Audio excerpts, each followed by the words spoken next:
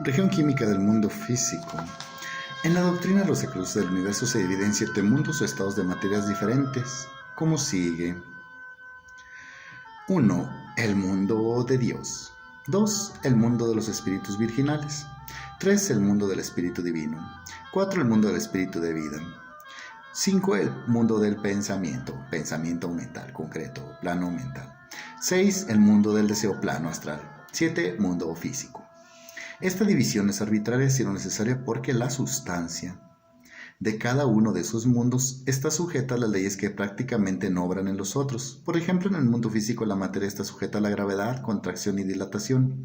En el mundo del deseo no existe ni frío ni calor y los cuerpos ascienden o descienden con toda facilidad. La distancia y el tiempo son también factores predominantes en el mundo físico, mientras que casi no existen en el mundo del deseo. La materia en estos mundos varía de más en densidad, mientras el mundo físico es el más denso de los 7. ¡Qué fuerte, verdad! Y si le hubiera explicado a don Juan a Carlos, qué fácil sería todo esto, caray. No estuviéramos como estamos, caray. Se lo trató de explicar, pero no lo entendió. La materia en estos mundos varía de más en densidad, siendo el mundo físico el más denso de los 7. Cada mundo se subdivide en 7 regiones o subdivisiones de la materia que lo compone. En el mundo físico los sólidos, líquidos y gases forman las 3 subdivisiones más densas, siendo las 4 restantes éteres de diversa densidad. En los otros mundos son necesarias subdivisiones similares porque la materia que se compone no es de densidad uniforme. Hay todavía 2 distinciones más que hacer. Las 3 subdivisiones densas del mundo físico, sólidos, líquidos y gases, constituyen lo que se llama la región química. La sustancia de esta región es la base de todas las formas densas. El éter es también materia física, no es homogéneo, como dice la ciencia moderna, sino que existen 4 estados diferentes. Fíjate, la ciencia todavía no llega ahí.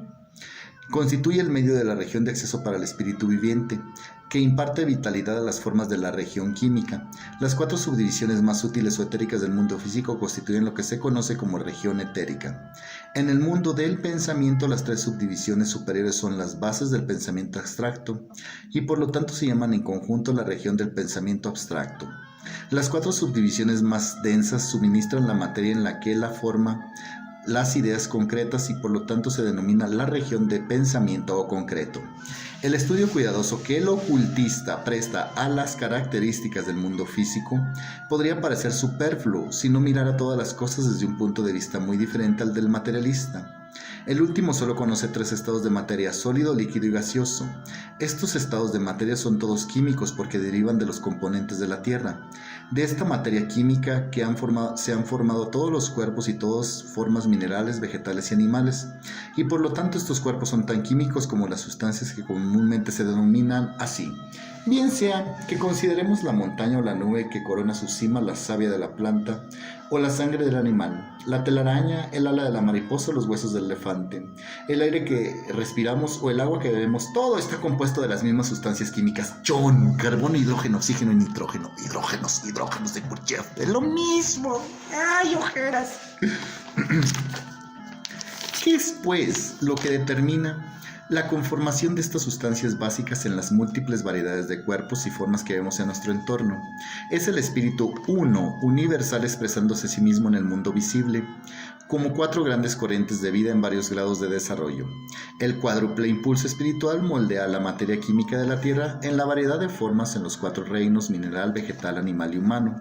Cuando una forma o cuerpo ha llenado su propósito como vehículo de expresión para las 3 corrientes superiores de la vida, las fuerzas químicas desintegran esa forma de manera que la materia puede volver a su estado primordial, haciéndose así apta para la formación de nuevos cuerpos.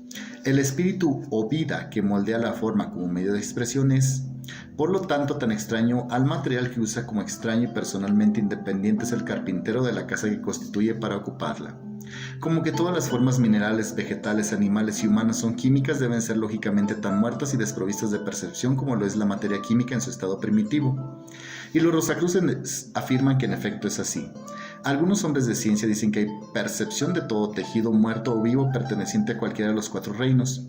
Incluyen en ello las sustancias ordinariamente clasificadas como minerales en su categoría, como objetos capaces de percepción, y para probar estas afirmaciones se exponen diagramas con curvas de energía que han obtenido de sus experimentos.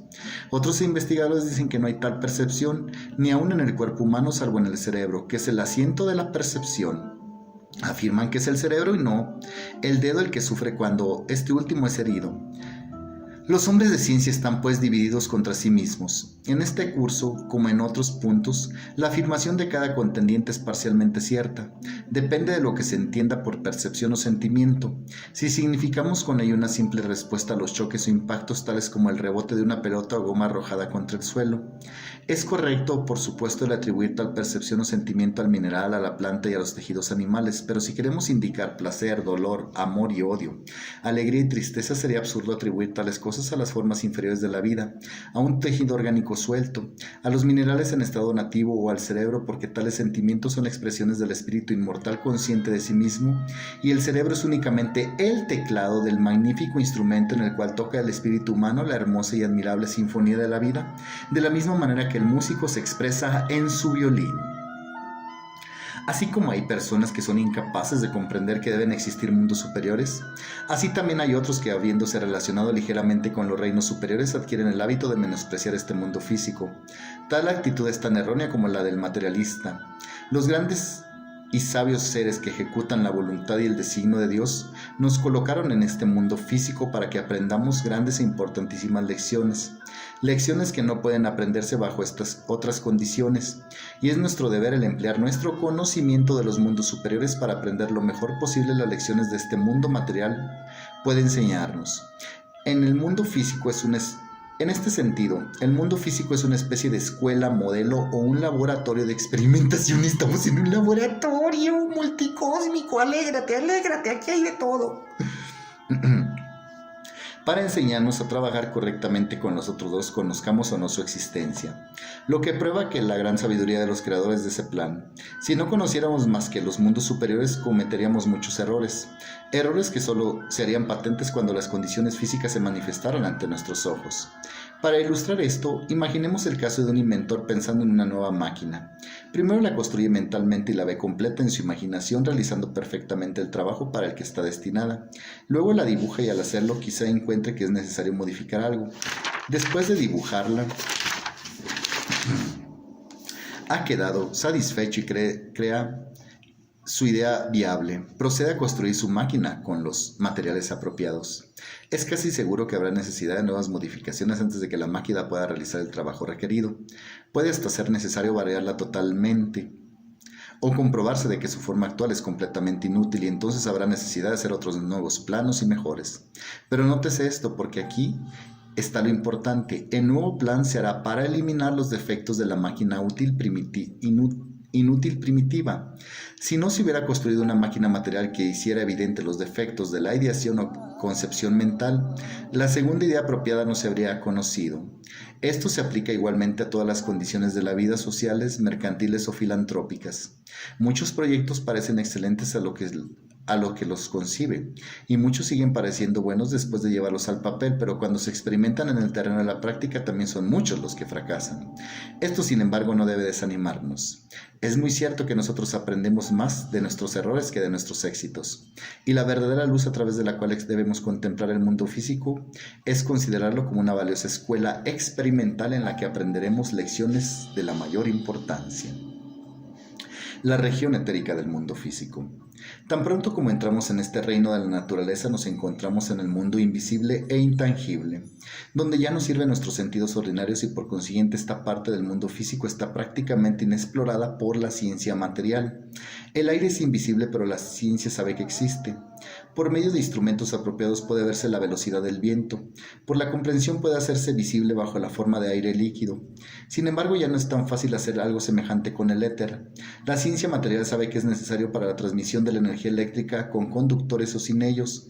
Se ve obligada así a emitir como postulado la existencia de alguna sustancia más sutil que la más sutil que conoce, a la que llama éter, pero no sabe realmente que el éter exista, porque la ingenuidad de los científicos no ha encontrado aún recipiente alguno en la cual se pueda confinar esa sustancia, que por otra parte es demasiado inestable para el análisis del Saori del laboratorio. Saori, Andas encontrando con tus varitas de Saori. No puede medirlo, pesarlo ni analizarlo por los aparatos que actualmente tiene a su disposición. Ciertamente los medios de la ciencia moderna son maravillosos, pero la mejor manera de aprender a conocer los secretos de la naturaleza no es el inventar instrumentos, sino desarrollar al investigador mismo. ¡Sas! El juego de la ciencia, un chico choca. Un recuazo, decimos aquí, un resorterazo así con una piedrita. El hombre tiene dentro de sí mismo facultades que eliminan la distancia y abarcan un radio de acción muchísimo mayor que el poderoso telescopio o microscopio. Estos sentidos o facultades son los medios de investigación que emplean los ocultistas prácticos. Es, por así decirlo, el ábrete sésamo para los buscadores de la verdad. ¡Ay! Aquí parece Khrushchev. Para el vidente ejercitado, el éter es tan tangible como los sólidos, líquidos y gases de la región química lo son para el hombre corriente. Aquel que ve las fuerzas vitales que prestan vida a las formas minerales, vegetales, animales y humanas, fluyen en ellas por medio de los 4 estados de materia etérica. Los nombres y funciones específicas de estos cuatro éteres son los siguientes. 1. Éter químico. Este es a la vez positivo y negativo en sus manifestaciones. Las fuerzas que producen la asimilación y excreción trabajan por medios de esta clase de éter. La asimilación es el proceso de los cuales los diferentes elementos nutritivos del alimento se incorporan en el cuerpo de la planta, del animal o del hombre. Esta operación se produce por intermedio de las fuerzas de las que hablaremos más adelante. Trabajan sobre el polo positivo del éter químico y atraen los elementos necesarios modelándolos en formas apropiadas. Estas fuerzas no obran ciega o mecánicamente, sino en forma selecta, muy conocida por los hombres de ciencia por sus efectos, realizando así su propósito, que es el crecimiento y mantenimiento del cuerpo. La excreción se efectúa por las fuerzas de la misma índole, pero que obran sobre el polo negativo del éter químico. Por medio de ese polo expelen del cuerpo los materiales que encierran el alimento y que no sirven para el uso de aquel, o bien se expelen a los que ya han prestado toda su utilidad posible y que por lo tanto deban expurgarse del sistema. Expurgarse. Estos procesos, como todos los que son independientes de la voluntad, son sabios, selectivos y no mecánicos, hechos por la subconsciencia, meramente en su operación, como se puede ver, por ejemplo, en la acción de los riñones a través de los cuales solo se filtra la orina. Cuando los órganos gozan de plena salud, se sabe que cuando esos órganos no están sanos, la albumina se escapa junto con la orina, no habiendo entonces selección debido a esa condición de anormalidad. 2. Éter de vida. Así como el éter químico es el conductor o medio de operación de las fuerzas que tienen por objeto el mantenimiento de la forma individual, así también el éter de vida es el conductor o agente de operación de las fuerzas que tienen por objeto el mantenimiento de la especie y la fuerza de propagación. Como el éter químico, el éter de vida tiene sus polos positivo y negativo. Las fuerzas que trabajan sobre el polo positivo son las que actúan sobre la hembra durante el periodo de gestación, capacitándola así para el trabajo positivo y activo de crear un nuevo ser. Por otro lado, las fuerzas que trabajan sobre el polo negativo del éter de vida capacitan al macho para producir el semen. En la operación de la impregnación del óvulo del animal y del hombre o sobre la simiente de la planta, las fuerzas que laboran sobre el polo positivo del éter de vida producen plantas, animales y seres machos, mientras que las fuerzas que se expresan sobre el polo negativo generan hembras. 3. Éter luminoso. Este éter es también positivo y negativo, y las fuerzas que obran sobre su polo positivo son las que generan ese calor de la sangre de los animales superiores y del hombre, las que los convierten en fuentes individuales de calor.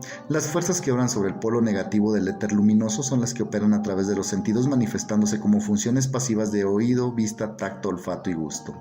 También son las que construyen y nutren los ojos. En los animales de sangre fría, el polo positivo del éter luminoso es el conductor de las fuerzas que hacen circular la sangre, mientras que las fuerzas negativas tienen la misma función respecto a los ojos, como el caso de los animales superiores o del hombre. Cuando los ojos no existen, las fuerzas que trabajan sobre el polo negativo del éter luminoso construyen o nutren otros órganos de sensación. En las plantas, las fuerzas que trabajan sobre el polo positivo del éter luminoso producen la circulación de los jugos vegetales. En invierno, cuando el éter luminoso no está cargado de luz solar como en verano, la savia deja de fluir hasta el estío, en que el sol vuelve de nuevo a cargarlo de fuerza. Las fuerzas que trabajan sobre el polo negativo del éter luminoso depositan la clorofila, la sustancia verde de las plantas y también los colores de las flores.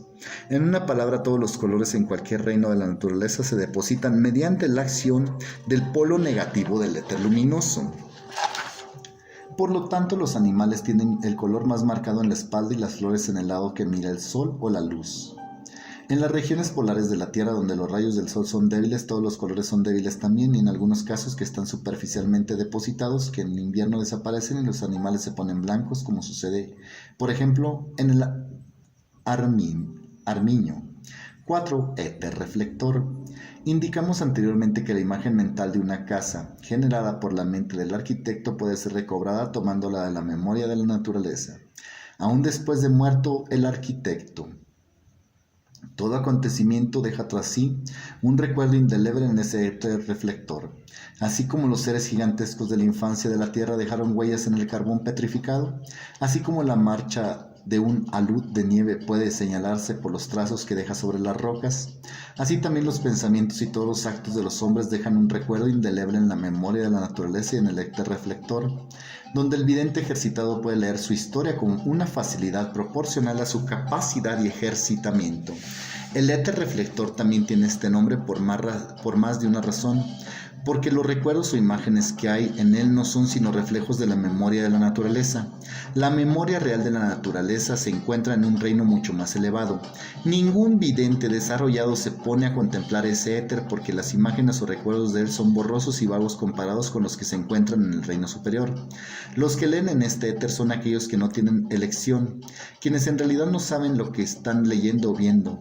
Por regla general, los psicometras y los medium obtienen sus informaciones de este éter. En determinado grado, el alumno de las escuelas ocultistas en sus primeros pasos de desenvolvimiento observa también este éter reflector, pero su instructor le advierte siempre la insuficiencia de este éter como medio de adquirir informaciones directas y ciertas, a fin de que no se aventure a emitir conclusiones erróneas. Espera, mi vidente primerizo. Vamos a empezar, estamos empezando, espérate. Este éter es también el agente por el cual el pensamiento impresiona el cerebro humano. Está íntimamente relacionado con la cuarta subdivisión del mundo del pensamiento, plano mental, que es la más elevada de las 4 subdivisiones contenidas en la región del pensamiento concreto y la patria de la mente humana. Allí se encuentra una visión mucho más clara de la memoria de la naturaleza que la que existe en el éter reflector. ¡Mi hijo de su... ¡Ay, ojeras! ¡Ay, ¿qué es esto? Suficiente por ahora.